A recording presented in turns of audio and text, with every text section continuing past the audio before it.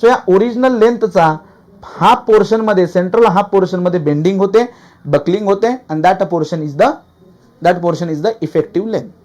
So it is theoretical value. He value आपण कुठे use करणार आहोत? स्ट्रेंथ ऑफ मटेरियल मध्ये. But in case of RCC आपण रेकमेंडेड व्हॅल्यू यूज करतो, दॅट इज 0.65 एल.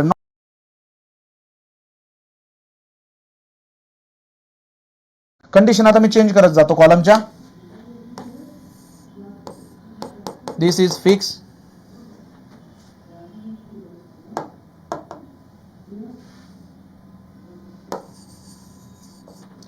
याला आपण स्मॉल करून घेऊ इकडे, नाहीतर शिफ्ट करून घेऊ इकडे. ठीक आहे. 4 प्रकारच्या बेसिक कंडिशन मी फक्त इथे डिस्कस करणार. फिक्स, हिंज, नंतर फिक्स, फ्री, आणि लास्टला बोथ एंड्स आर हिंज.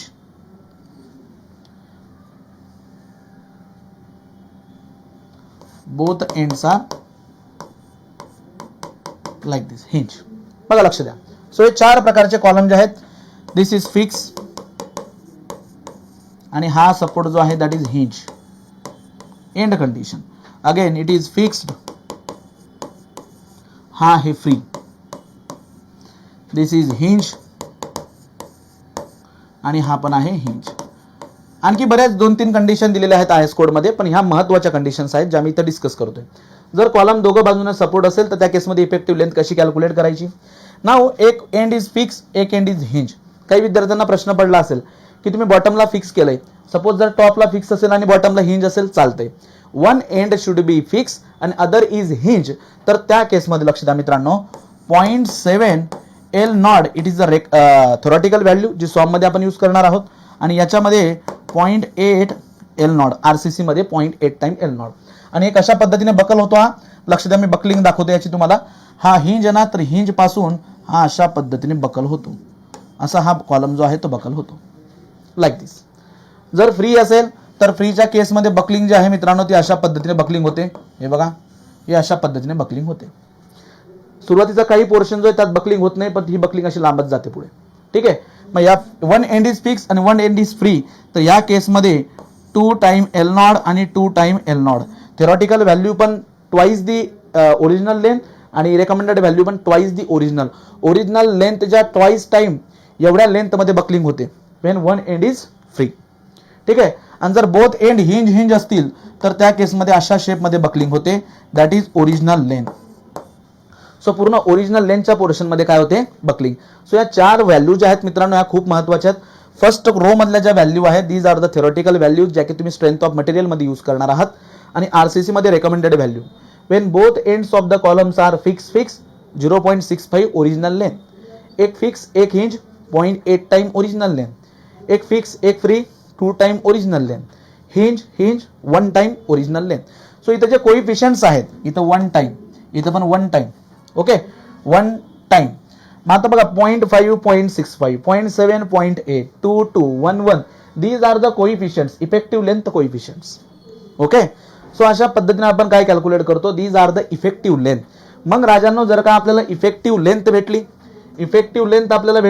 आणि लिस्ट लॅटरल डायमेन्शन आपल्याला कॅल्क्युलेट करता आलं तर आपण डिफरन्शिएट करू शकतो कॉलम आणि पेडेस्टलला. So what is the column then?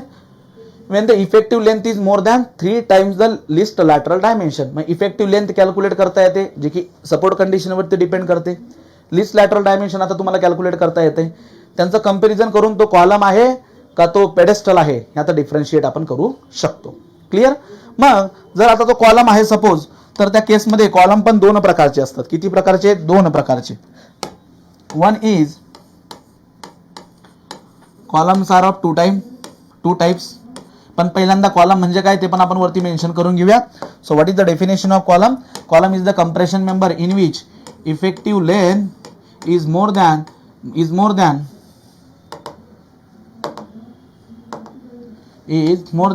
3 time least lateral dimension. 3 time least lateral dimension. Okay. आणि कॉलम 2 प्रकारचे असतात. One is the short column and other one is the long column. But short column आणि long column हे जे classification आहे ते based on slenderness ratio आहे. परत एक नवीन टर्म आली, स्लेंडरनेस रेशो. काळजी करू नका, मी क्लिअर करून देईल तुम्हाला. सो स्लेंडरनेस रेशो जो असतो, slenderness ratio, when the slenderness ratio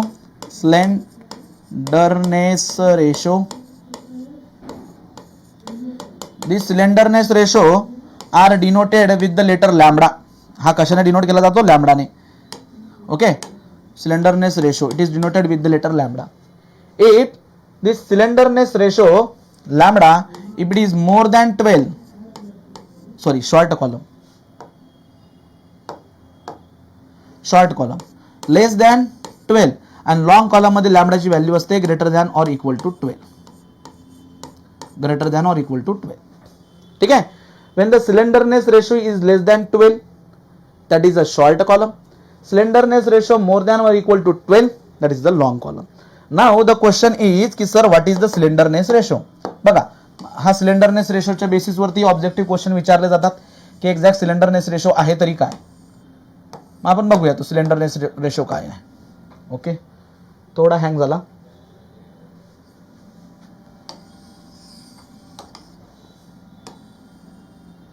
इथं आपण घेऊ. नाउ द क्वेश्चन इज की sir what is the slenderness ratio. मग स्लेंडरनेस रेशो मी तुम्हाला इकडे समजवतो बघा. Slenderness ratio lambda is equal to slenderness ratio, it is a ratio. हा काय आहे? रेशो आहे. So it is a ratio of effective length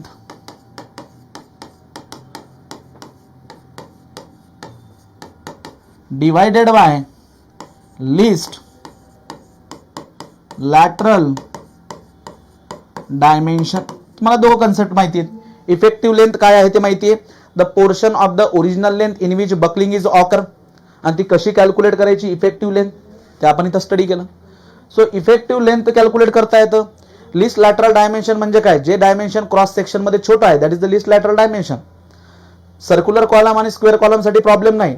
but if column is rectangular, तर त्या केसमध्ये जो स्मॉल डायमेन्शन असतो क्रॉस सेक्शन मध्ये, that is the least lateral dimension. So it is the ratio of effective length to the least lateral dimension. बरोबर, हा पण length आहे ना, हा पण लेंथ दाखवतो. डायमेन्शन म्हणजे काय? लेंथ. सो त्याला युनिट नाहीये, ठीक आहे. So effective length to the least lateral dimension, this value is known as the slenderness ratio.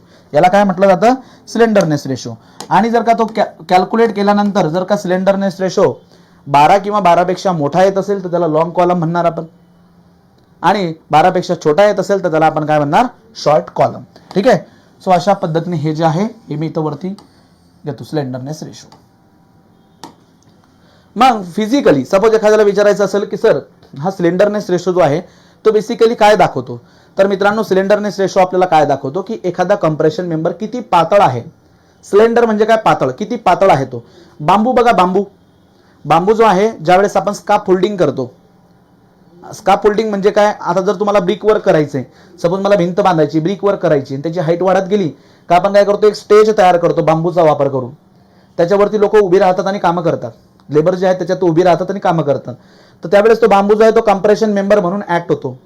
पण बांबूचं जर का तुम्ही बघितलं तर बांबू मित्रांनो खूप लांब असतो. बरोबर, म्हणजे खूप लांब आहे म्हणजे काय की त्याचं स्लेंडरनेस रेशो खूप जास्त आहे. म्हणजे तो बकल होणार. तो काय होणार? बकल होणार आहे. ज्याचा सिलेंडर तो खूप पातळ आहे. सिलेंडरनेस रेशो काय दाखवतो की तो किती पातळ आहे. जेवढा जास्त सिलेंडरनेस रेशो असेल तेवढा तो मेंबर पातळ असतो. येतं लक्षात. आणि लॉंग कॉलम कधी म्हणायचं की ज्यावेळेस सिलेंडरनेस रेशो 12 किंवा 12 पेक्षा मोठा असेल त्या केसमध्ये लॉंग कॉलम, आणि शॉर्ट कॉलम कधी म्हणणार? 12 पेक्षा स्मॉल असेल तेव्हा. क्लिअर. सो आतापर्यंत आपण काय काय डिस्कस केलं बघा. कंप्रेशन मेंबर म्हणजे काय? The member which is resist the compressive force. Compression फोर्सला जो मेंबर रेजिस्ट करतो that is the compression member. मग बिल्डिंगमध्ये कॉलम आणि पेडेस्टल असतात. जनरली पेडेस्टल आणि कॉलम बिल्डिंगमध्ये, म्हणून त्यांना डिफरन्शिएट करण्यासाठी क्रायटेरिया पण आहे. स्ट्रट जो आहे that is the incline member in a trusses, आणि boom is the compression member in the gantry girder. मग आपल्याला प्रश्न पडतो की सर कॉलम आणि पेडेस्टल कसा आपण डिफरन्शिएट करायचा. So when the effective length is more than 3 time least lateral dimension column, less than or equal to 3 time least lateral dimension pedestal. मग मी तुम्हाला लिस्ट लॅटरल डायमेन्शन इथं समजवलं. या स्लाइडवरती इफेक्टिव्ह लेंथ काय ते समजवलं. या दोन गोष्टी झाल्यानंतर कॉलम आणि पेडेस्टल मध्ये आपण डिफरन्शिएट करू शकतो. इथं लक्षात आलं की कॉलम आणखी परत दोन प्रकारचे असतात base on the slenderness ratio, long column, short column. Slenderness ratio काय आहे आणि डिफरन्शिएट. आणि लक्ष द्या मित्रांनो, इथं हा जो लॉंग कॉलम आहे, long column, this long column fails in buckling. ज्यावेळेस बकल व्हायला सुरुवात झालं म्हणजे तो फेल झाला. सो लॉंग कॉलम जो आहे पातळ आहे ना तो पहिल्यांदा बकल होईल. आणि जो शॉर्ट कॉलम आहे बकलिंग होण्याच्या आधी हा क्रश होतो. So it is fails in crushing. Okay. So buckling आणि क्रशिंग. बकल म्हणजे काय की बेंड होणं आणि क्रशिंग म्हणजे काय त्याचा जागेवरच भुगा होणार. चॉक बघा, चॉक व्हाईट चॉक घ्या सपोज आणि बोर्डवरती त्याला थोडं प्रेस करा तर लगेच काय होईल, तो क्रश होऊन जाईल. ठीक आहे. सो जे शॉर्ट कॉलम आहेत ते कशामध्ये फेल होतात, क्रशिंग मध्ये, आणि जे लॉंग कॉलम आहेत ते कशात होतात, बकलिंग मध्ये. सो हे जे बेसिक मी आतापर्यंत डिस्कस केलं हे तुम्हाला समजलं का, मला एकदा कमेंट्स मध्ये कळवा. बोलो.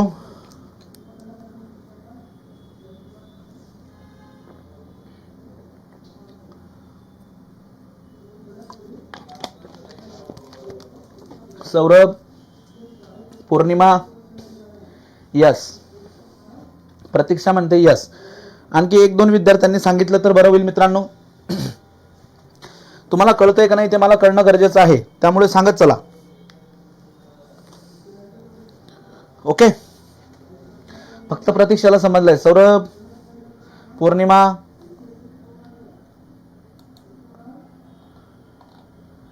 सौरभ म्हणतो यस, प्रतीक्षा एस. ओके. सो इथपर्यंतचा पार्ट तुमचा क्लिअर झाला. मग चला आता पुढे जे काही रेकमेंडेशन IS ने दिलेले आहेत, आपल्याला IS कोडमध्ये जे काही रेकमेंडेशन दिलेले आहेत त्या आपण आता वन बाय वन डिस्कस करूयात. ठीक आहे. ते वन बाय वन आपण आता डिस्कस करू पुढे. सो हा बेसिक पार्ट आहे कॉलम बद्दलचा, यावरती प्रश्न नेहमी फ्रेम होत असतात. आता IS कोडमध्ये जे काही प्रोव्हिजन्स दिलेले आहेत, जे काही महत्त्वाचे क्लॉज आहेत ते आपण वन बाय वन डिस्कस करूयात. तेवढ्याच गोष्टी लक्षात ठेवा, खूप महत्त्वाच्या आहेत. तर लक्ष द्या मित्रांनो, कोणताही कॉलम ज्यावेळेस तुम्ही डिझाईन करणार तर तो मिनिमम इसेंट्रिसिटीसाठी डिझाईन करायचा. सर मिनिमम इसेंट्रिसिटीचा मिनिंग काय, लक्ष द्या. सपोज जर का हा क्रॉस सेक्शन तुम्हाला मी दाखवतोय, क्रॉस सेक्शन कॉलमचा हा असा क्रॉस सेक्शन आहे. सपोज स्क्वेअर कॉलम आहे, ही साइड पण बी आणि ही साइड पण बी. ठीक आहे. मग यांचे डायगोनल ज्या ठिकाणी मीट करतील दिस इज द सेंट्रॉइड पॉइंट स्क्वेअरचा. जर रेक्टँगल असेल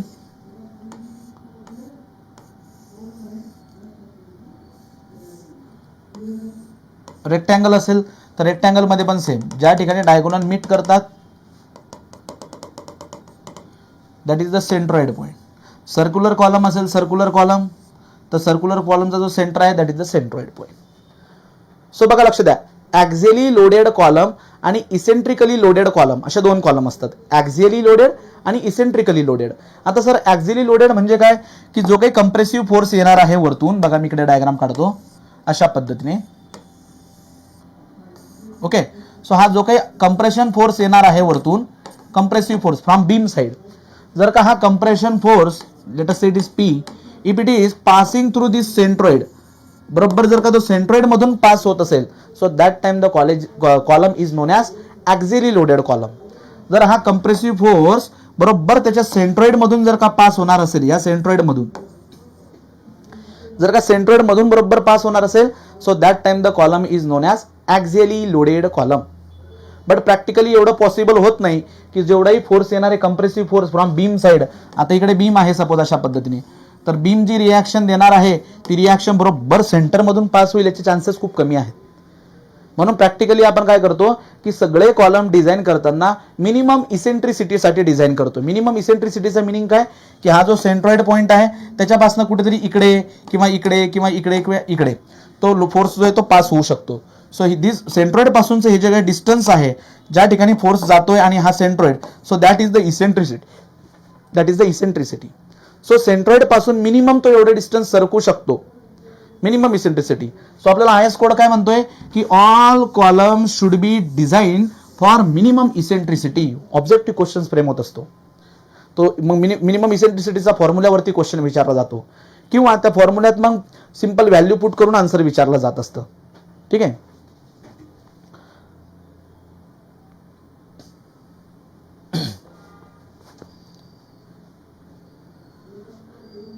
ओके, ओम म्हणतोय की सर थेरॉटिकल व्हॅल्यूज सॉम मध्ये आणि रेकमेंडेड व्हॅल्यूज आरसीसी मध्ये व्हेरिएशन काय येणार आहे, फरक काय पडणार आहे? लक्ष द्या, आरसीसी मध्ये आपण डायरेक्ट काय करतो, डिझाईन करतोय, म्हणजे प्रॅक्टिकली आपण काय करतो, यूज करत असतो. थेरॉटिकल व्हॅल्यू जे आहेत ते सॉम मध्ये आपण त्याचा अनालिसिस करण्यासाठी यूज करत असतो. या डायरेक्टली आपण काय करतोय, डिझाईन करतोय. या व्हॅल्यू जे आहेत आपण डायरेक्टली कशासाठी घेतोय, डिझाईनसाठी घेतोय. म्हणून या दोघांमधला फरक काय, म्हणजे नंबर ऑफ सॅम्पल हे ब्रेक करून मग ह्या रेकमेंडेड व्हॅल्यू ज्या आहेत त्या डेव्हलप केल्या आहेत प्रॅक्टिकली डिझाईनसाठी. ठीक आहे, आरसीसी मध्ये जेव्हा तुम्ही डिझाईन करणार तर प्रॅक्टिकली रेकमेंडेड व्हॅल्यू आयएस कोडने रेकमेंड केलेल्या व्हॅल्यू आपल्याला यूज करायच्या. ठीक आहे, चला तर नाव IS codal provision.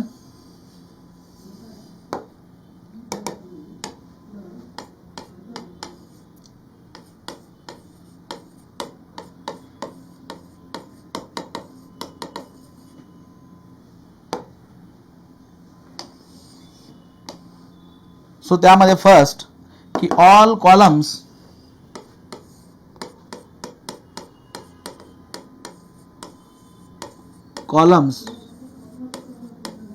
Must be designed, all column must be designed for minimum eccentricity.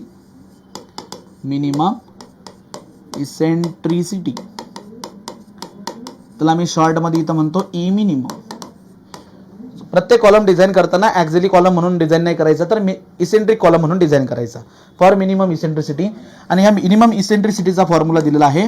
The minimum eccentricity is equals to unsupported length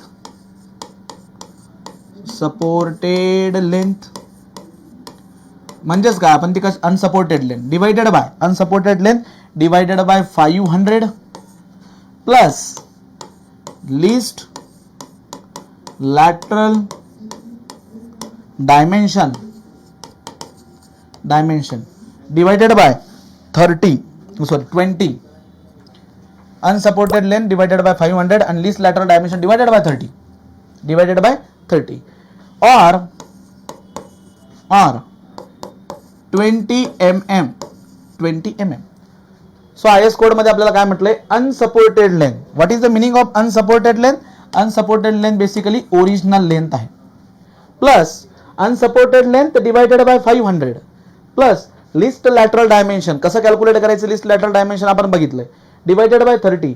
आता ही जी व्हॅल्यू येणार or 20 mm, whichever is maximum.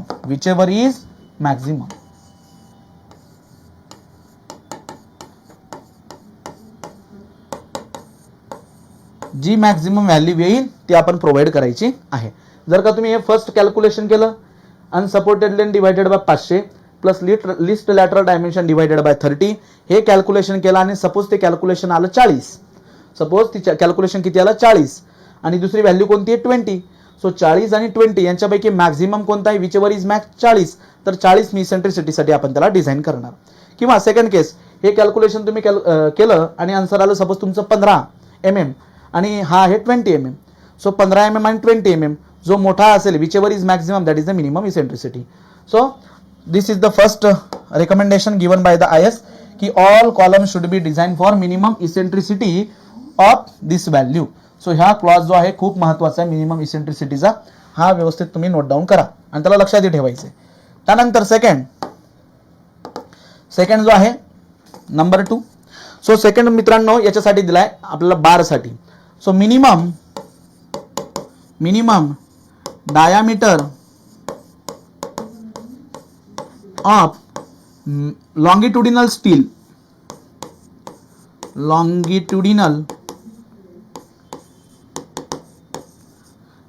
और रेनफोर्समेंट. लॉन्गिट्युडिनल स्टील म्हणजेच काय, main steel is 12 mm. Slab मध्ये 10 mm minimum असतो, इथे किती आहे 12 mm. याच्याबद्दल आपल्याला हा क्लॉज दिलेला आहे की minimum diameter of a longitudinal steel is what 12 mm. किती असला पाहिजे तो 12 mm चा. 12 mm. ठीक आहे, हाही नोट डाऊन करा. नंतर तिसरं, आता स्टील मॅक्झिमम स्टील किती प्रोव्हाइड करायचं आणि मिनिमम स्टील किती प्रोव्हाइड करायचं.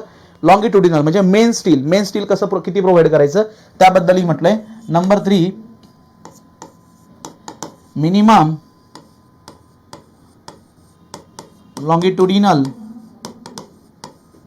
रेनफोर्समेंट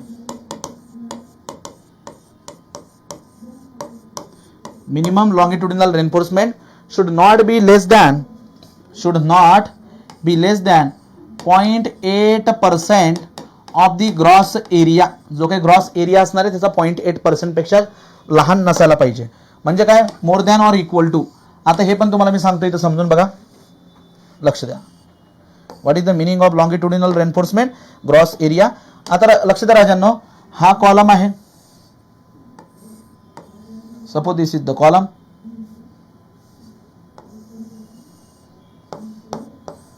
आणि याच्यामध्ये जे काही स्टील बार आहेत ते स्टील बार आपण म्हणजे मेन स्टील बार ते कसे यूज करणार, आपण कसे प्रोव्हाइड करणार. This is the main steel bar. Column मध्ये बघा ना, कॉलम मध्ये जे स्टील बार आपण प्रोव्हाइड करतो कॉलम मध्ये ते कशा पद्धतीने प्रोव्हाइड करतो, आपण व्हर्टिकल प्रोव्हाइड करतो. जे काही मेन बार आहेत ते कसे प्रोव्हाइड करतो, व्हर्टिकली आपण प्रोव्हाइड करत असतो. आणि याला आपण म्हणतो इथं longitudinal bar or main bar. So main बारचा डायमीटर किती असला पाहिजे, मिनिमम 12 mm. आणि याचं AST जो काही कॅल्क्युलेटेड AST आहे या व्हॅल्यूपेक्षा छोटा नको, 0.8% ऑफ द ग्रॉस एरिया. आणि sir what is the gross area, याचा जर का प्लॅन व्ह्यू बघितला तुम्ही या कॉलमचा प्लॅन व्ह्यू, तर plan view suppose rectangular column असेल तर असा प्लॅन व्ह्यू असणार, बरोबर. सो हे डायमेन्शन B आणि हे dimension D, then gross area काय असणार, B into D, that is the gross area. So या ग्रॉस एरियाचा 0.6% पेक्षा कमी यायला नको, 0.6% or more than 0.6% minimum steel. जर का सर्क्युलर असेल, circular cross section, the gross area कसा कॅल्क्युलेट करणार, let us say phi is the diameter of the column. So त्या केसमध्ये आपण कसा कॅल्क्युलेट करणार, π/4 into phi square, that is the gross area. आणि या ग्रॉस एरियाचा 0.6 टाइम, ठीक आहे, minimum steel. So minimum steel. आणि आणखी एक लक्ष द्या मित्रांनो, आता मला एका विद्यार्थ्याने थोड्या वेळापूर्वी विचारलं होतं लेक्चर चालू होण्याच्या अगोदर की सर शियर रेनफोर्समेंट म्हणजे स्टिरअप बद्दल त्याने विचारलेलं. तर स्टिरअप जे आहेत, stirrups are the shear reinforcement provided in a beam. Beam मध्ये आपण ते प्रोव्हाइड करत असतो. But in case of column, आता हे जे लॅटरल टाईज आहेत राजांनो बघा, लक्ष द्या, सॉरी, हे जे मेन बार्स आहेत, ह्या मेन बार्सला एका पोझिशन मध्ये धरून ठेवण्यासाठी आपण काय करतो की अशा पद्धतीने सगळ्या बाजूने आपण काय करत असतो, हे बघा, हे असे शियर रेनफोर्समेंट आपण प्रोव्हाइड करत असतो in column. and these shear reinforcement which are provided here in column याला काय म्हटलं जातं, lateral ties याला म्हटलं जातं. आता जर का मी तुम्हाला क्रॉस सेक्शनल व्ह्यू दाखवलायचा, क्रॉस सेक्शन मध्ये हा असं दिसेल, क्रॉस सेक्शन मध्ये this is the cross section, हा असं क्रॉस सेक्शन मध्ये दिसेल. हे झालेत मेन बार, असे मेन बार. सपोज प्रत्येक जर रेक्टँग्युलर असेल तर आपण प्रत्येक कॉर्नरला मेन बार प्रोव्हाइड करतो. हे बघा, हा एक मेन बार, हा एक मेन बार, हा एक मेन बार आणि हा मेन बार. रेक्टँग्युलर असेल, स्क्वेअर असेल तर आपण प्रत्येक कॉलमला मेन बार प्रोव्हाइड करत असतो. आणि हे मेन बार एका जागेवरती धरून ठेवण्यासाठी आपण काय करत असतो की त्यांना अशा पद्धतीने शियर रेनफोर्समेंट जे ते प्रोव्हाइड करत असतो. शियर रेनफोर्समेंट लाईक दिस. आणि these shear reinforcement in A column याला काय म्हटलं जातं, lateral ties. Shear reinforcement in a beam non as a stirrup, त्याला काय म्हटलं जातं, स्टिरअप. बीम मध्ये असतील शियर रेनफोर्समेंट स्टिरअप, कॉलम मध्ये असतील लॅटरल टाईज. सो अशा पद्धतीने हे लॅटरल टाईज असतात. मेन बार जे आहे त्याला म्हटलं जातं लॉंगिट्युडिनल रेनफोर्समेंट और लॉंगिट्युडिनल स्टील. आय होप ह्या दोघं गोष्टी क्लिअर झाल्या असतील तुम्हाला, लॅटरल टाईज काय आणि मेन बार काय. ओके, सो बेसिकली लॅटरल टाईजचा पर्पज काय असतो, to hold a main bar in a position, आणि जो काही शियर तिथे डेव्हलप होणार आहे त्याला सुद्धा तो बॅलन्स करत असतो. ठीक आहे, लॅटरल टाईज आणि मेन बार. याला मी इकडे बाजूला घेतो.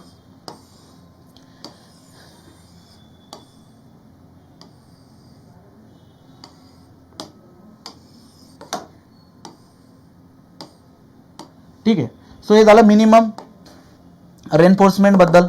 IS कोडने मॅक्झिमम रेनफोर्समेंट बद्दल सुद्धा सांगितलेलं आहे की maximum longitudinal reinforcement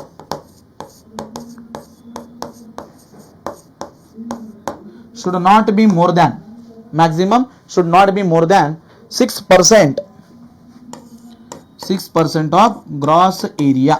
6% of gross area. Gross area कसं कॅल्क्युलेट करतात कळलं. जर का 100 mm² ग्रॉस एरिया आला तर 100चा 6% किती होणार 6 mm². तेवढं स्टील आपण तिथं प्रोव्हाइड करणार. बट मोस्टली जे काही प्रेफरेबल आपण जे साईटवरती प्रेफर करतो ते मोस्टली आपण किती 4% पर्यंत जात असतो.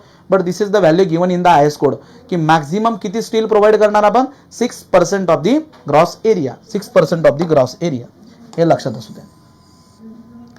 मॅक्झिमम. सो ज्या ज्या गोष्टी IS कोडमध्ये मेन्शन केलेल्या आहेत आपल्या एक्झामसाठी महत्त्वाच्या आहेत त्या सगळ्या मी इथं तुम्हाला पॉईंट वाईज लिहून देतोय. ठीक आहे. So first clause is what की all column must be or should be design for minimum eccentricity, unsupported length divided by 500 plus least lateral dimension divided by 30 or 20 mm whichever is maximum. Minimum diameter of longitudinal steel bar is 12 mm. त्यानंतर minimum longitudinal steel किती provide करायचं आणि maximum longitudinal steel किती provide करायचं याबद्दल हे जे mention केलेलं आहे ते आपण इथं नोट डाऊन केलं. नंतर मित्रांनो लक्ष द्या, जर का स्क्वेअर किंवा रेक्टँग्युलर क्रॉस सेक्शन जर असेल, सपोज स्क्वेअर क्रॉस सेक्शन आहे किंवा रेक्टँग्युलर क्रॉस सेक्शन आहे, तर त्या केसमध्ये मेन बार किती यूज करणार आणि सर्क्युलर जर का क्रॉस सेक्शन असेल तर त्या केसमध्ये मेन बार किती प्रोव्हाइड करणार यावरती ऑब्जेक्टिव्ह क्वेश्चन नेहमी एक्झाममध्ये विचारला जात असतो. तर बघा, रेक्टँगल किंवा स्क्वेअर कॉलम जर असेल तर त्या केसमध्ये मित्रांनो प्रत्येक कॉर्नरला एक मेन बार जो आहे तो प्रोव्हाइड केला जातो. ठीक आहे. मग स्क्वेअरमध्ये 4 येतील कारण 4 कॉर्नर आहेत, रेक्टँग्युलरमध्ये पण 4 येतील. सो ॲट ईच कॉर्नर एक बार आपण काय करत असतो प्रोव्हाइड करत असतो. ठीक आहे. आणि जर का सर्क्युलर असेल तर सर्क्युलरमध्ये किती बार आपण प्रोव्हाइड करतो 6 बार आपण प्रोव्हाइड करत असतो. लक्षात असू द्या, याच्यामध्ये आपण 6 बार जे आहेत मित्रांनो अशा पद्धतीने आपण प्रोव्हाइड करत असतो. सो 6 बार्स आर मिनिमम 6 बार आपण प्रोव्हाइड करतो कशामध्ये सर्क्युलर कॉलममध्ये आणि रेक्टँग्युलर किंवा स्क्वेअर कॉलममध्ये आपण मिनिमम 4 बार हे प्रोव्हाइड करत असतो. ठीक आहे. हे अशा पद्धतीने ह्या सगळ्या गोष्टी आहेत जे की बेसिक आहे. हे सगळं बेसिक आपण इथं डिस्कस केलेलं आहे. ठीक आहे. आणखी एक लक्षात असू द्या, आता हे जे लॅटरल टाईज आहेत दीज आर द, यांना मी स्मॉल करतो आधी मग तुम्हाला सांगतो समजून. ठीक आहे. याला मी इथं ठेवतो. So when you are using the lateral ties in the rectangular form, बघा हे रेक्टँग्युलर फॉर्म मध्ये तुम्ही यूज केलेत लॅटरल टाईज. आणि एक आणखी एक वे असतो लॅटरल टाईज यूज करायचा. Suppose this is the column, this is a column, okay, this is the column आणि या कॉलम मध्ये these are the main reinforcement. या बारच्या पाठीमागे आणखी एक बार असेल, तो दिसत नाही आपल्याला, अशा पद्धतीने दिसतील मेन रेन्फोर्समेंट. आणि एक आणखी एक प्रकार असतो की आपण लॅटरल टाईज अशा रेक्टँग्युलर रिंगच्या फॉर्म मध्ये देऊ शकतो किंवा अशा स्पायरल शेपमध्ये सुद्धा आपण देऊ शकतो. ठीक आहे. अशा स्पायरल शेपमध्ये किंवा चला एक मिनिट, त्याला अशा पद्धतीने देऊ आपण.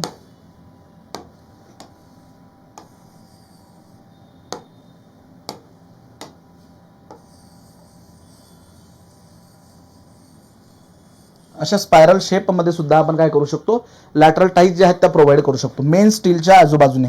सो याला म्हटलं जातं हेलिकल बार. हे जे लॅटरल स्टील आहेत these are the lateral ties. These are the rectangular lateral ties आणि हा हेलिकल शेपमध्ये असणारे लॅटरल टाईज. ज्यावेळेस तुम्ही ह्या शेपमध्ये यूज करतात हेलिकल शेपमध्ये लॅटरल टाईज, तर त्या केसमध्ये लोड कॅरिंग कपॅसिटी जी आहे, कॅरिंग कपॅसिटी कॉलमची लोड कॅरिंग कपॅसिटी राजांनो जवळजवळ 5% ने काय होत असते इन्क्रीज होते. When you are using the helical bar, helical शेपमध्ये जर का तुम्ही लॅटरल टाईज प्रोव्हाइड करत असाल सो त्या केसमध्ये त्या कॉलमची लोड कॅरिंग कपॅसिटी 5% ने इन्क्रीज होत असते. जर हा 100 लोड घेत असेल तर त्या केसमध्ये हा 105 लोड घेऊ शकतो. 100 टन घेत असेल तर हा 105 टन घेतो. सो 5% ने त्याची लोड कॅरिंग कॅपॅसिटी जी आहे ती इन्क्रीज होत असते when you are using the lateral ties in spiral shape. Helical शेपमध्ये जर का तुम्ही यूज केलं तर 5% ने ती इन्क्रीज होत असते. सो हे जे बेसिक आहे जे आतापर्यंत मी डिस्कस केलं related to the column, these are sufficient one. ह्या बेसिक महत्वाचं आहे. सो कंप्रेशन मेंबर हे कोणकोणते असतात, ज्या बिल्डिंग फ्रेम आहेत त्यामध्ये कंप्रेशन मेंबर जो आहे बेसिकली द कॉलम असतो किंवा काही वेळेला पेडेस्टल पण असू शकतो. या दोघांमधला difference base on the effective length आणि लिस्ट लॅटरल डायमेन्शन आपण डिस्कस केला. लिस्ट लॅटरल डायमेन्शन कसं फाइंड आउट करायचं ते मी इथं तुम्हाला शिकवलं. त्यानंतर या सेकंड स्लाइडवरती आपण डिस्कस केलं राजांनो की इफेक्टिव्ह लेंथ काय असते. So effective length is the portion of the original length or unsupported length in which buckling occurs.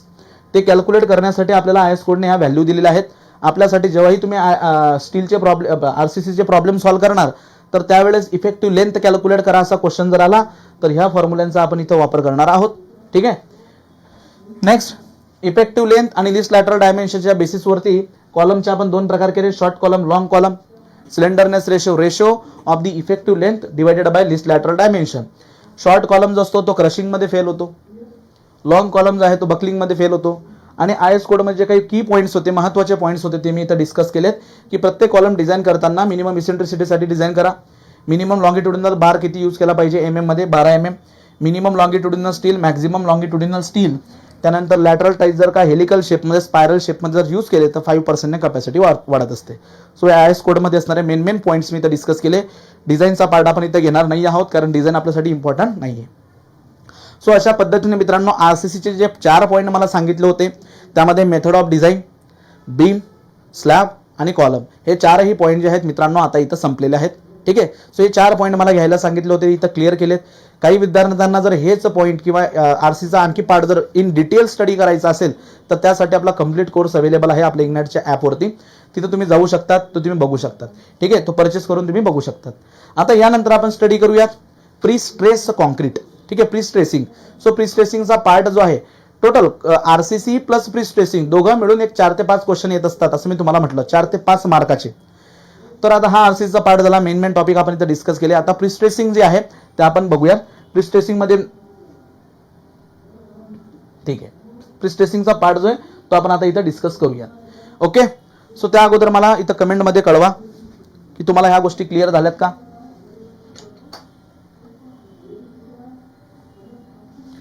Rohit,